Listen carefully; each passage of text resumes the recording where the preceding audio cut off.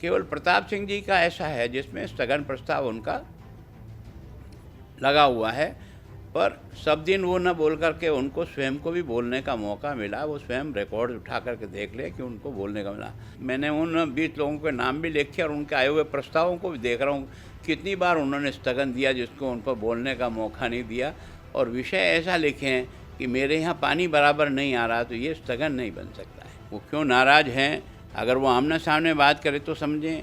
हो सकता है उनकी नाराज़गी किससे है, तो जिनसे उनकी होगी वो बात करें। अब ऐसा कभी पहले भी कोई कालखंड आया हो कि जिसमें 2-2.5 साल पहले ही मुख्यमंत्री की घोषणा कर दी हो, तो वो साल बता दो।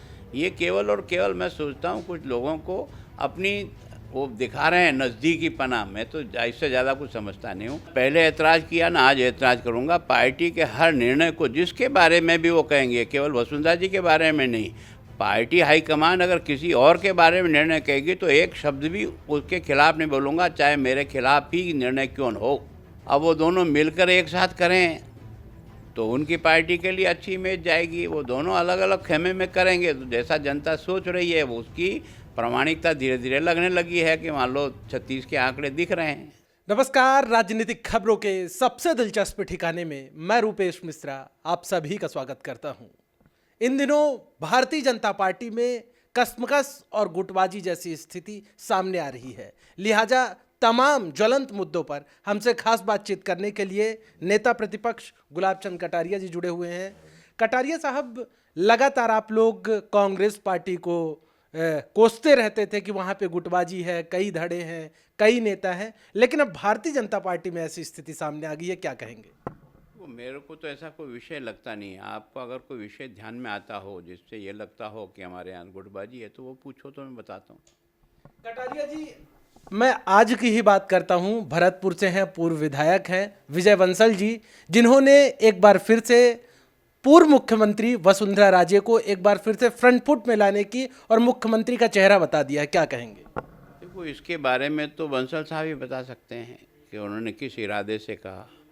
मुझे तो इसके कारण से, मैं जिस जगह काम कर रहा हूँ, मुझे तो इससे कुछ नहीं लगता कि बंसल जी को मैंने कहा या किसी भाई ने कहा। उन्होंने क्यों कहा ये तो वो बता सकते हैं। कटारिया साहब, कल की मैं बात बताता हूं।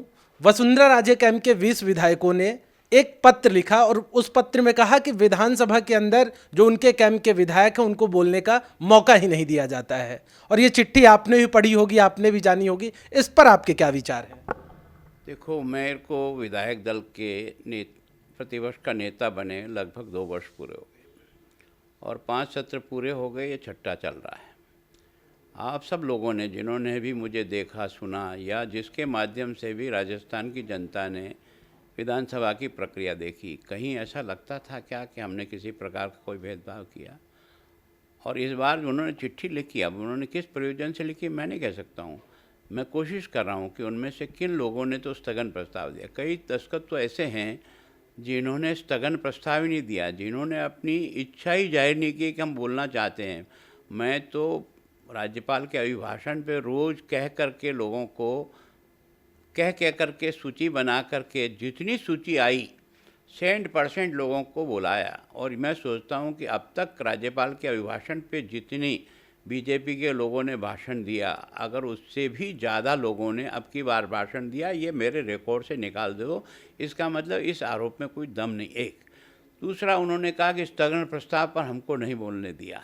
मैं सोचता हूँ कि अब की बार स्पीकर साहब ने पर्ची सिस्टम को समाप्त करके उन पर्ची सिस्टम की 4 संख्या को स्थगन में जोड़ दिया। पहले 4 स्थगन आते थे और 4 पर्ची आती थी। पर्ची जो है वो कोई सा भी दल दे सकता है, पक्ष भी दे सकता है, विपक्ष भी दे सकता है, निर्दलीय भी दे सकता है, सब दे सकते हैं। लेकिन स्थगन वही दे सकता है जो सरकार के खिलाफ अविश्वास रखता हो या सरकार के। तो 8 प्रस्ताव बीजेपी को ही मिल गए ना। अब उसमें से ये ज़रूर है कि कंटेंट ऐसा चाहिए जो करंट नेचर का हो, जिसके कारण से विषय को इस सदन में कार्रवाई रोक के लाना आवश्यक होता है। इसके बारे में स्पीकर निर्णय करता है। कभी हम लोगों को भी अगर माननीय सदस्य देता है कि मेरा ये विषय बहुत ही आवश्यक है, मुझे इसे उठाना है, तो हम लोग भी अगर उसमें कवर नहीं होता है तो हम उनको कह करके उसको कवर कराते हैं।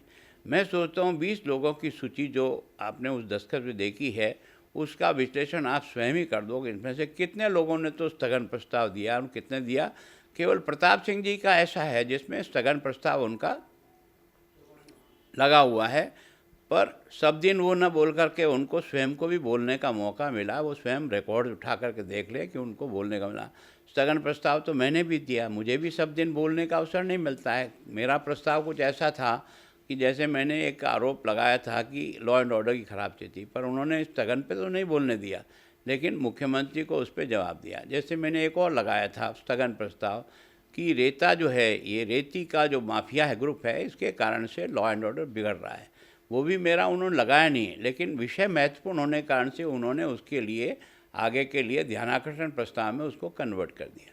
तो विषय की गंभीरता को देख कर किया। मेरे हिसाब से तो ऐसा मुझे नहीं लगता। नहीं, फिर भी मैं माननीय सदस्यों का विश्लेषण कर रहा हूँ कि जिन लोगों ने मुझे ये पत्र की कॉपी भेजी है, जो मैंने अभी डाक में देखी है, मैं उदयपुर था, आए अभी देखी है, उनका पत्र मुझे मिला है, मैं विश्लेषण कर रहा हूँ। मैं सोचता हूँ इस आरोप में तो मुझे तो कोई दम लगता नहीं। अब उनका प्रयोजन क्या है ये तो वो ज़्यादा बता सकते हैं, और जब परसों हम मिलेंगे तो मैं विषय ज़रूर पूछूंगा उनसे, भाई कि आपको कौन से समय आपने बोलने का मांगा और मैंने नहीं दिया। कटारिया साहब, निश्चित रूप से जब कॉन्फ्लिक्ट है तभी ऐसी बातें खुल के आई, आप इस बात को स्वीकार करते हैं ना? देखो, कॉन्फ्लिक्ट नहीं है, उनका पर्पज कोई और ही दिखता है। मैं सोचता हूँ कि विधानसभा के प्रोसीडिंग और काम को लेकर के असंतोष होता तो अब तक 5 सत्र गुजरे हैं, तब तो कभी ये बात नहीं आई। अभी इस समय कैसे आई और क्यों आई, और ये समय क्यों चुना और कैसे चुना, मैं तो समझ नहीं पाया। मैं आपके पास लिस्ट मिला रहा हूँ। मैं अभी मैंने उन 20 लोगों के नाम भी लिखे और उनके आए हुए प्रस्तावों को भी देख रहा हूँ, कितनी बार उन्होंने स्थगन दिया जिसको उन पर बोलने का मौका नहीं दिया, और विषय ऐसा लिखे हैं कि मेरे यहाँ पानी बराबर नहीं आ रहा, तो ये स्थगन नहीं बन सकता है। कटारिया साहब, चूंकि आप बहुत वरिष्ठ नेता हैं, राजनीति को बेहद गहराई से समझते हैं, आपको क्या लगता है कि आखिर वसुंधरा राजे क्यों पार्टी से नाराज हैं? देखो, वो नाराज़ मैं तो नहीं समझता। वो क्यों नाराज़ हैं, अगर वो आमने सामने बात करे तो समझें।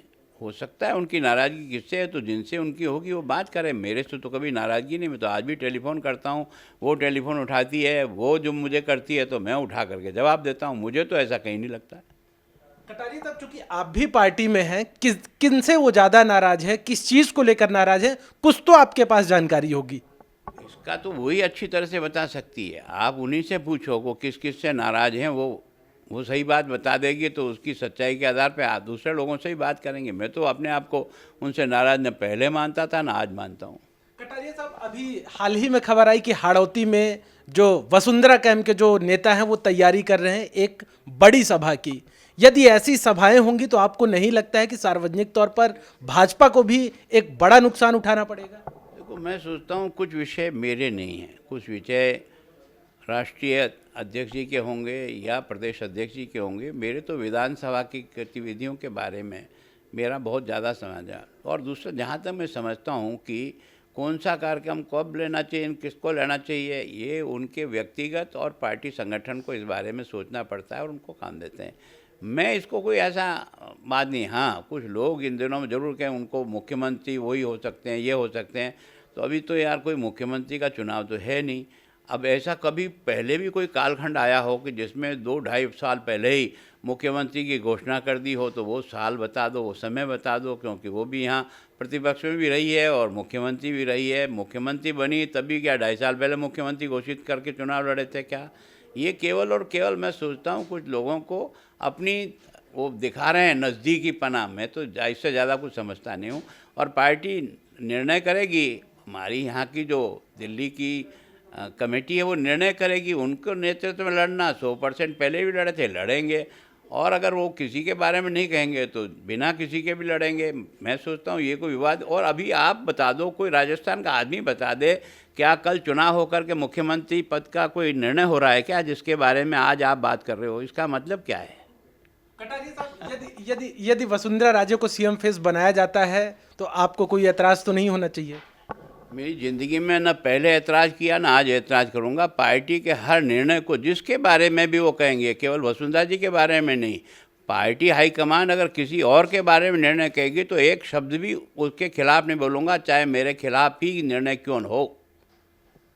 कटारिया साहब, मेरा अंतिम प्रश्न ये है कि पुडुचेरी में जिस तरीके से कांग्रेस पार्टी की सरकार गिर गई, आज सूबे के मुख्यमंत्री अशोक गहलोत ने एक बार फिर से भाजपा पर निशाना साधा।